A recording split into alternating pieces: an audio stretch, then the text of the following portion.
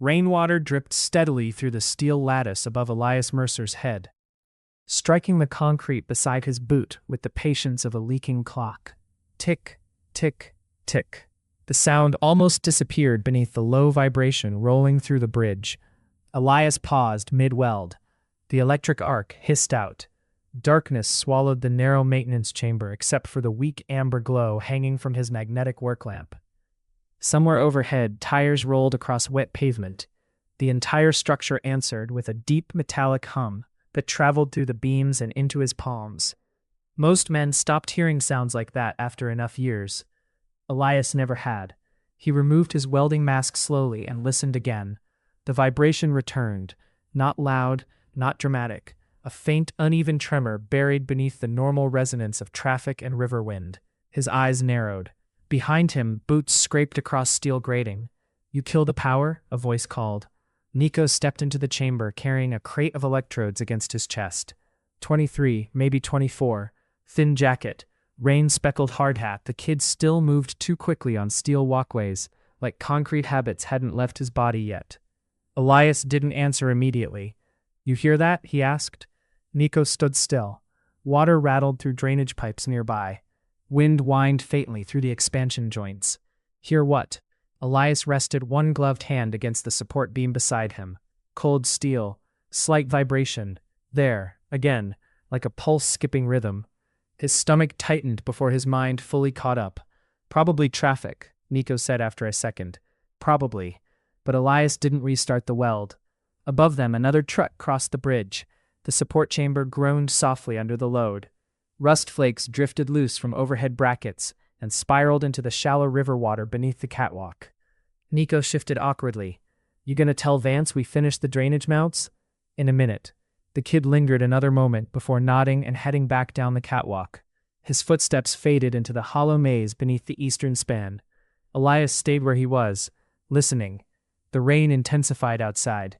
River fog curled through gaps in the steel like cigarette smoke. Across the water, the city glowed pale and blurred beneath the weather. Cranes stood frozen against the skyline. The reopening ceremony was 3 days away. Newspapers called the bridge a symbol of the city rebuilding itself after years of economic decline.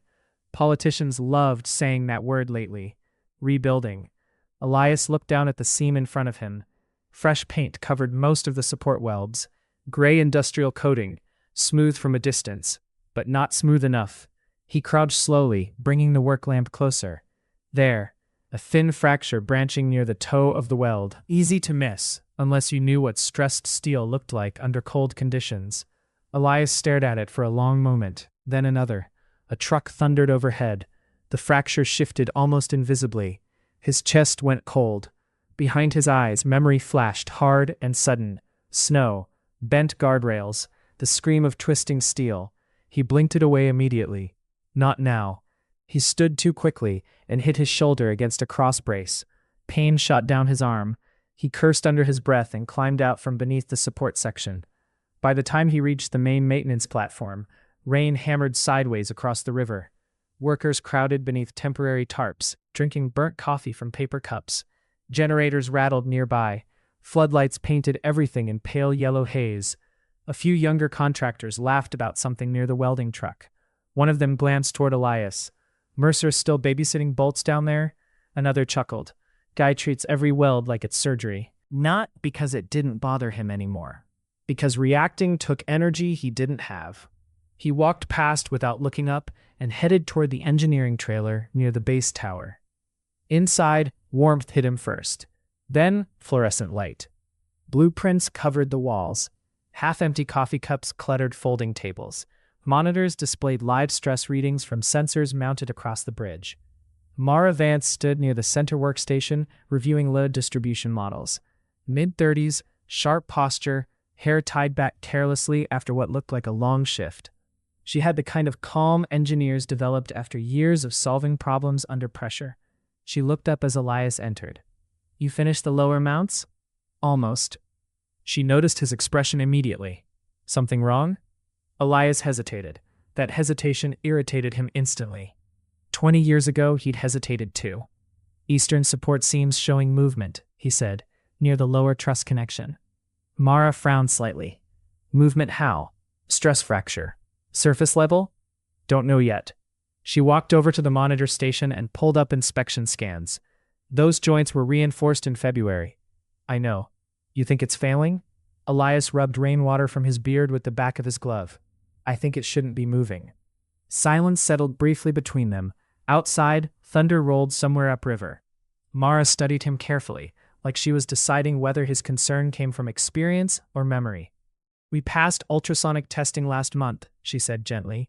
Load tolerances are well within range. Elias nodded once, but something inside him kept tightening. Maybe run it again? She glanced at the clock on the wall. Nearly midnight. The ceremony logistics team already signed off final inspection. That don't change steel. A small pause. Not hostile, just tired. Finally Mara sighed. I'll send someone down in the morning. Elias's jaw shifted slightly. Morning. Too long. But he also heard how he sounded. Old maintenance welder pushing vague instincts against finalized engineering approvals. He hated this feeling. Hated needing to convince people. Fine, he muttered. He turned toward the door. Elias? He stopped. Mara leaned lightly against the table. You've been around bridges a long time. If you think something's wrong, I am listening. He looked at her for a second but said nothing, because listening wasn't always the same as hearing. Outside, the storm had worsened. Wind pushed river spray across the deck in long silver sheets. The bridge cables hummed faintly overhead, like stretched piano wire. Elias crossed the lot toward his truck alone, an old Ford with rust blooming along the wheel wells. Inside, the cab smelled faintly of machine oil and damp canvas. He reached behind the passenger seat and pulled out a dented metal lunchbox, scratched nearly white with age. He rested it on his lap without opening it immediately. Rain tapped against the windshield.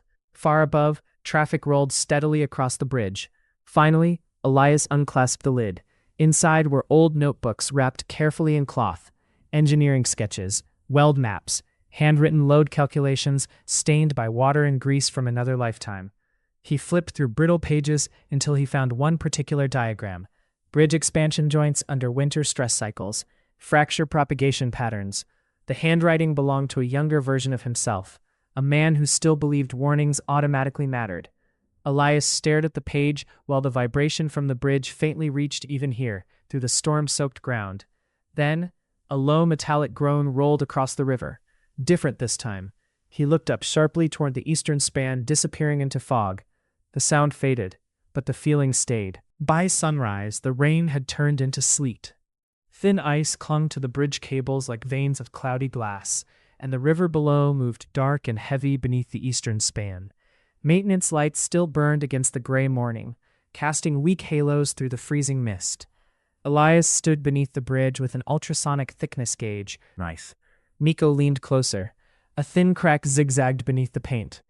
Jesus. Elias said nothing. Nico looked up. You showed Vance this? She saw the first one. And? She wants more proof. The younger man stared at the fracture, suddenly less certain of everything around him. The bridge reopening banners fluttered above the roadway in the freezing wind. City crews were already setting up barricades for tomorrow's ceremony. Reporters would come. Politicians, too. And underneath all of it, this. Nico swallowed. You think it's dangerous? Elias hesitated too long before answering. That's the problem. Around noon, Mara arrived beneath the eastern span wearing a white hard hat dusted with sleet. 2 engineers followed behind her carrying tablets and scanning equipment. She crouched beside the exposed fracture while Elias stood nearby with folded arms. One engineer frowned. Could be superficial. Elias looked at him but didn't respond. Mara ran gloved fingers along the weld seam. How many more? 3 I found myself. You documented locations? Elias handed her a folded sheet from his jacket pocket. Precise measurements, support IDs, load distribution zones. Mara scanned the page briefly, then looked back at him with new attention. You mapped stress migration manually? Started last night. The younger engineer beside her muttered quietly, based on what model? Elias answered without looking at him. 40 years welding bridge steel. Silence. Not hostile this time. Just uncomfortable. The engineers began running portable scans, while Mara stepped aside with Elias near the catwalk railing. Snow drifted across the river between them. You really think this could escalate? She asked quietly. Elias watched traffic crawl overhead. I think somebody rushed cold weather welds. That's a serious accusation. That ain't an accusation, it's steel. Mara rubbed exhaustion from her eyes. The reopening's tomorrow morning. If we shut this down without definitive structural failure, the city's going to demand answers we may not have. Elias almost laughed at that. Steel don't care about schedules. She looked at him sharply, frustration flickering for the first time. You think I don't know that?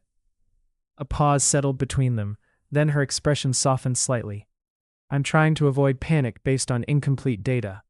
And I'm trying to avoid funerals. The words landed harder than he intended. Mara looked at him for a long second before quietly asking, The collapse in Duluth. You were there, weren't you? Elias's eyes shifted away immediately. River wind hissed through the beams. Finally, he nodded once. That bridge failed from weld fatigue? Partly. You testified at the hearings? No.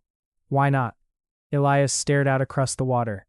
Because he'd spent 20 years asking himself the same question. That evening, Miko found him alone inside an abandoned maintenance office near the base tower. Dust coated the windows. Old filing cabinets leaned crooked against peeling walls. Portable heaters hummed weakly in the corners.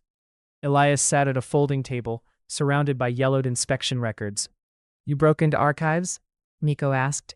Door was open. It was chained this morning. Elias ignored that. Miko stepped closer, noticing stacks of maintenance photos spread across the table. Some were marked with grease pencil circles. Others had signatures blacked out. What am I looking at? Elias slid one photo toward him. Underwater weld joints taken during February repairs. In one image, frost clung visibly to the steel surfaces during application. Miko frowned. That bad? You don't weld critical support joints wet and freezing unless you want to gamble. Another photo showed incomplete fusion gaps near reinforcement plates. Then another, and another. Miko's stomach tightened slowly. This past inspection? Looks like somebody stopped looking too hard. Outside, thunder rolled faintly upriver, though the snowstorm had nearly swallowed the sky. Miko leaned against the desk. So what now? Elias rubbed tired hands across his face. For the first time, he looked old. Not physically, emotionally. I should have pushed harder yesterday. You did push. Not enough. Miko hesitated before speaking again. You really think this thing could come down? Elias stayed quiet. Then finally, I think structures fail long before they collapse. The office heater clicked softly behind them. Somewhere outside, metal groaned across the bridge. Miko looked toward the sound uneasily. You know what the weird part is? Elias said quietly. What? The bridge ain't the dangerous thing. Miko frowned. It's people getting used to warning signs. The younger man didn't answer, because suddenly he understood what Elias had really been hearing. Not noise, patterns, tiny changes everybody else ignored because the bridge still looked strong from the outside. A radio crackled suddenly from Elias's jacket pocket. Mercer, report to East Control Platform, Mara's voice said through static. Now. Elias stood immediately. Something in her tone had changed. When they reached the eastern platform, they found Mara standing beside a live vibration monitor, while freezing wind whipped through the exposed steel. The screen displayed fluctuating resonance graphs. One of the engineers looked pale. We reran load simulations using your fracture mapping. Elias studied the screen silently. Even without full calculations, he could see the instability pattern. The eastern truss wasn't distributing weight evenly anymore. Tiny shifts. Fractional, but growing. Mara folded her arms against the cold. It's not catastrophic. Elias said nothing. But, she continued carefully, if stress redistribution accelerates under concentrated load. She didn't finish. She didn't need to. Above them, ceremonial transport trucks began crossing the bridge for tomorrow's rehearsal staging. Heavy vehicles, close spacing. The bridge vibrated deeply beneath their feet. Then Elias heard it again, that same low metallic pulse, except this time, the pitch changed, and every instinct inside him went cold. The vibration changed at 7:12 a.m. Elias felt it through the soles of his boots before the monitors caught it. A low rolling tremor moved through the eastern span, deeper than before, followed by a brief metallic shudder that traveled across the support beams like something enormous adjusting its weight in the dark. Every conversation on the platform stopped. Not dramatically, just instinctively. The engineers stared at the monitor screens while numbers fluctuated unevenly across the load graphs. Mara stepped closer to the display. Run it again. We already did, one engineer muttered. Above them, the ceremonial convoy continued crossing the bridge through drifting snowfall. Utility trucks, media vans, city vehicles carrying equipment for the reopening broadcast. Too much concentrated weight, too close together. Elias looked upward through the steel framework. The bridge wasn't failing yet, but it was beginning to behave differently. That was worse in some ways. Sudden collapse was rare. Structures usually warned you first. The problem was most people didn't recognize the warning until afterward. A sharp cracking noise echoed somewhere below. Everyone froze this time, not from drama, but because the sound was unmistakable. Steel under strain. Nico looked toward the eastern truss. What was that? Elias moved immediately. Lower maintenance shaft, he said. He was already heading down the graded stairwell before anyone answered. The narrow maintenance corridor shook faintly underfoot as trucks rolled overhead. Snow blew sideways through gaps in the steel skin. Emergency lights painted the tunnel in dim orange bands. Nico followed close behind, while Mara spoke rapidly into her radio above them. By the time Elias reached the lower chamber, river water was spraying through a fractured seal near the support base. Not flooding, not yet, but wrong, very wrong. A jagged crack had opened along the reinforced seam nearly 3 feet farther than the night before. Elias crouched beside it, breathing hard. The steel plate trembled beneath his glove. Unstable. Nico stared at the widening fracture. Can you patch it? No. The answer came instantly, too instantly. The kid swallowed. Elias stood and grabbed the radio from his jacket. Shut the bridge down. Static answered first, then Mara's voice. City Council is refusing closure without structural declaration. Elias closed his eyes briefly. Of course they were. Above them, another heavy truck crossed the eastern span. The bridge groaned. Then, a deep metallic bang thundered through the chamber. The support beam beside them jolted hard enough to throw Nico sideways into the railing. Dust and rust showered from overhead joints. Somewhere above, alarms finally began sounding. Elias grabbed Nico by the arm. Move. They ran back through the maintenance corridor, while the bridge emitted a long, low groan that sounded almost alive. Not collapsing. Redistributing. That terrified Elias more, because now the loads were shifting unpredictably. When they reached the upper platform again, controlled panic had replaced routine. Radio chatter overlapped from every direction. Shut down eastbound lanes. Get state transport on the line. Where's emergency management? Snow swirled violently across the exposed platform while vehicles continued creeping along the deck overhead, unaware. Mara stood near the barricade, speaking into multiple radios at once. Her face had changed. Not fear. Acceptance. She saw it now. Elias approached her. You waiting for permission? Her eyes met his. Then she grabbed the radio again. This is Chief Structural Engineer Mara Vance. Immediate emergency closure authorization. Shut down all bridge access now. The engineer beside her stared. You can't issue that alone. I just did. For half a second, nobody moved. Then something shifted in the atmosphere. Not authority, momentum. Workers began reacting automatically. Barricades rolled into place. Maintenance crews sprinted toward access points. Police units below activated emergency lights. Above them, confused drivers slowed as traffic officers began redirecting vehicles away from the span. But the eastern truss was still carrying load, and every second mattered. Elias looked toward the lower support systems again. We need stabilization welds. One contractor nearby blinked at him. Now? You got a better idea? The man didn't answer. Within minutes, the lower maintenance chambers transformed into organized chaos. Portable welders screamed alive. Generators rattled.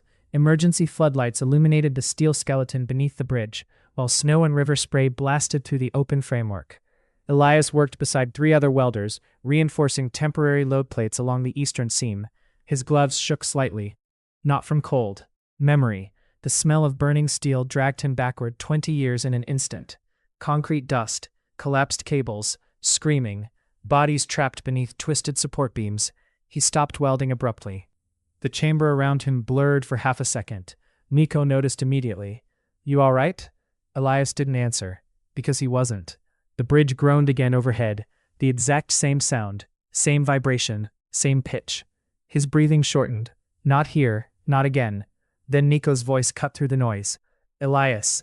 Simple, steady, present. Elias looked at him. The kid was scared too.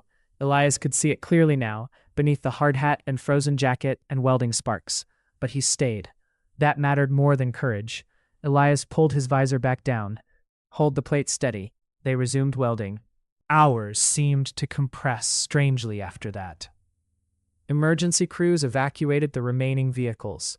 Tugboats repositioned beneath the eastern span in case debris entered the river. Traffic across half the city locked into chaos. News helicopters circled overhead through the snowstorm. Inside the bridge, none of it mattered. Only pressure, only sound. The eastern support chamber vibrated continuously now beneath shifting load redistribution. Every weld felt temporary. Every reinforcement bought minutes, maybe more. Nobody said it aloud, but everyone understood. The bridge was balancing on uncertainty. Near noon, another loud crack echoed through the lower structure. Workers flinched instinctively. Elias looked upward, then listened carefully.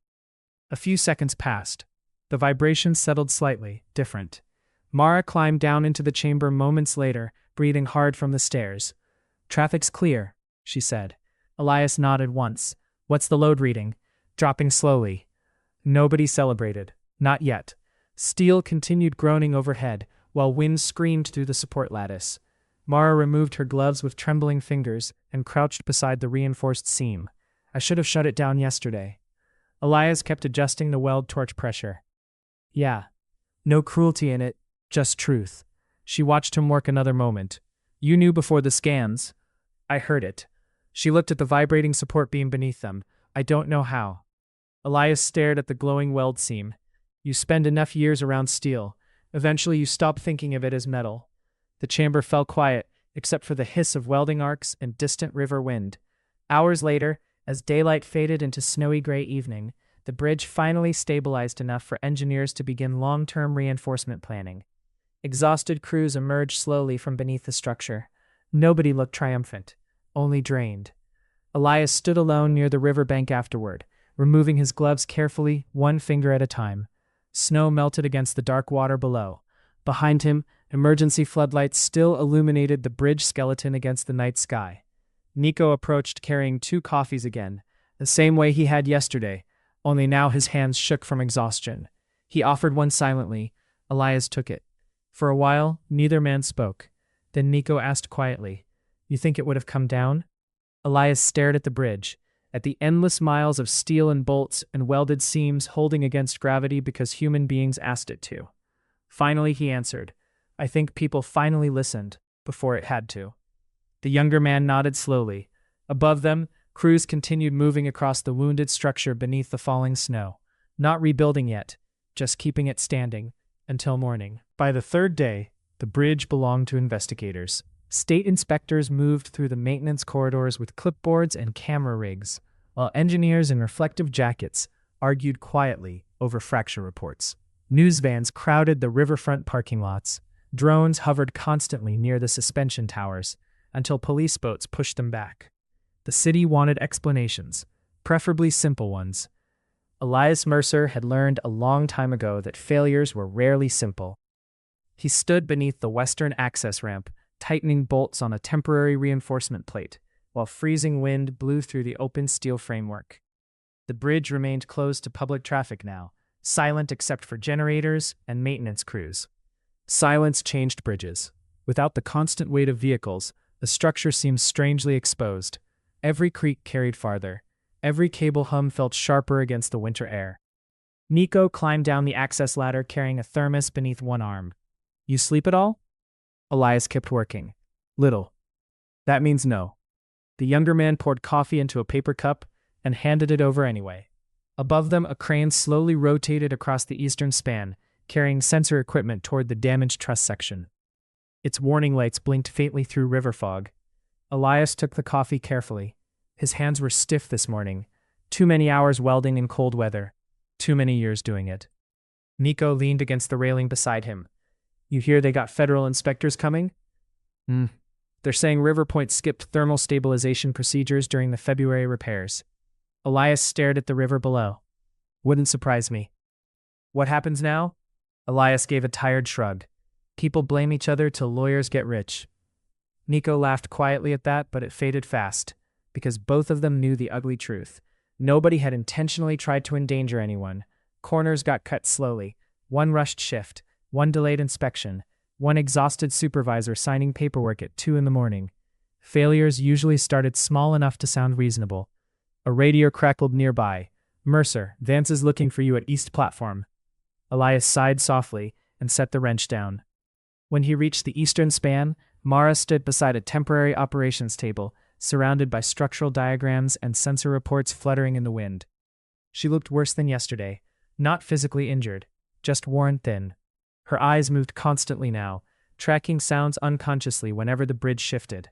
That happened after near disasters. Your body stopped trusting silence. "We got preliminary findings," she said as Elias approached. "And?" She handed him a report. The pages showed thermal imaging scans, weld integrity failures, incomplete fusion zones along multiple underwater joints. But farther down the report, another section caught his attention. Unauthorized coating applications masking surface fatigue indicators. Fresh paint. Elias exhaled slowly through his nose. Mara watched him carefully. "You already knew?" "I suspected." "You didn't say." He folded the report once before handing it back. Wouldn't have mattered till people saw it themselves. Snow drifted lightly across the bridge deck around them. Far below, tugboats moved through the river carrying equipment barges toward the support columns. For a moment, neither spoke. Then Mara said quietly, "The council's calling it systemic oversight failure." Elias almost smiled at the phrase. That's one way to say people stopped paying attention. Her expression tightened slightly. "You think I did?" The question hung there longer than either expected. Elias looked out toward the water before answering. "I think you trusted paperwork more than instinct. And you trust instinct too much." "Maybe." She folded her arms against the cold. "But you were right." Elias rubbed tired fingers against the coffee cup still warming his hand. Being right didn't feel the way people imagined. Not when you spent days waiting to discover whether hundreds of strangers would survive something only you seemed able to hear coming. Below them, metal clanged sharply as crews installed new monitoring braces along the lower truss. The sound echoed through the bridge like distant hammer strikes inside a cathedral. Mara leaned against the operations table. "You know the city's asking about you now." Elias frowned. "Why?" "Reporters found out who raised the concerns first." "That'll pass." "They want interviews." "No." "You sure?" "Yes." She studied him for a second. "You really hate attention that much?" Elias looked toward the eastern support chamber. "I've seen what happens after disasters." "That wasn't what I asked." He didn't answer, because the real answer embarrassed him slightly. Attention meant questions. Questions meant revisiting things he had spent 20 years trying not to revisit. Around noon, Elias returned to the lower maintenance corridors alone. The bridge felt calmer now under reduced stress loads, still wounded, still unstable in places, but calmer.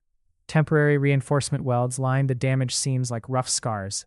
He moved slowly along the catwalk inspecting joints, while condensation dripped steadily from overhead beams. The deeper chambers smelled of wet steel, machine oil, and burned flux. Familiar smells, comforting, in a strange way. At the far eastern support base, he stopped beside the original fracture seam. Fresh inspection lights illuminated the crack clearly now. It stretched farther than he remembered. Not catastrophic, just honest. Steel never lied once it finally opened. Elias crouched beside it and rested one gloved hand gently against the beam. Cold vibration pulsed faintly through the metal. Different now. Not desperate anymore, just tired. Footsteps approached behind him. "Nico." "You disappear a lot," the younger man said. Elias kept looking at the seam. "Too many people upstairs." Nico nodded slightly. "Fair." For a moment they listened quietly to water moving below the grating. Then Nico spoke again. "My dad worked construction." Elias glanced back. "Concrete crews mostly," Nico continued. "Fell off a parking structure when I was 16. The words came out casually, almost rehearsed from overuse, but the silence afterward wasn't casual at all. Elias looked away again. "Sorry." Nico shrugged. "Wasn't anybody's fault. Rebar snapped during a lift." Fault. There was that word again. People always wanted failure to belong neatly to somebody. One mistake, one bad man, one clean explanation. Reality was usually uglier than that. Nico leaned against the beam beside him. "That why you stayed in this work?" Elias considered the question carefully. Finally, "No." "Then why?" A long pause. Then Elias answered quietly. "Because broken things still need somebody around." The younger man looked at him differently after that. Not like an old welder anymore. like someone carrying weight he couldn't quite measure. Above them, faint vibrations rolled through the bridge as cranes repositioned equipment across the upper deck. Elias listened automatically, still checking, still hearing. Maybe he always would. Later that evening, the snow finally stopped. For the first time in days, the clouds opened enough to reveal pale orange sunset reflecting across the river. Workers gathered along the western platform, changing shifts while floodlights flickered alive, one by one across the bridge skeleton. Elias packed away his welding gear slowly. Nearby, two younger contractors from earlier in the week approached awkwardly. The taller one rubbed the back of his neck. "Hey, Mercer." Elias looked up. The man hesitated. Then, "We should have listened sooner." Simple words. No dramatic apology. Just uncomfortable honesty. Elias nodded once. "You listen now." "Yeah, that's what matters." The men drifted off toward the equipment trucks. Nico watched them leave. "You gonna retire after this?" Elias snorted softly. "Retire to what?" The younger man grinned faintly. "Fair point." Together they stood watching the damaged bridge glow beneath the fading evening sky. Not defeated. Not healed either.